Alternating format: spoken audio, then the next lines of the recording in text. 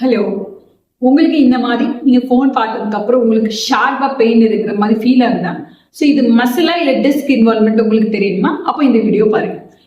இப்போ உங்களுக்கு muscle strain ஆயிருக்கு, இந்த மாதிரி ஒரு ஆக்டிவிட்டி பண்ணதுக்கு அப்புறம் உங்களுக்கு பெயின் ஆகுது அப்படின்னா அந்த பெயின் சடனா வரும், கிராஜுவலா டிக்ரீஸ் ஆயிரும் 2 or 3 days.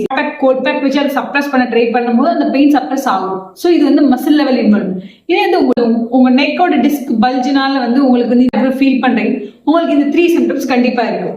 So first one நீங்க நெக்க கீழே கொண்டு போகும்போது உங்களுக்கு ஷார்ப்பான pain neck. So second symptoms உங்களோட பெயின் மேல இருந்து கீழே வரைக்கும் ஸ்ப்ரெட் ஆகுறது உங்களுக்கு ஃபீல் பண்ணணும்.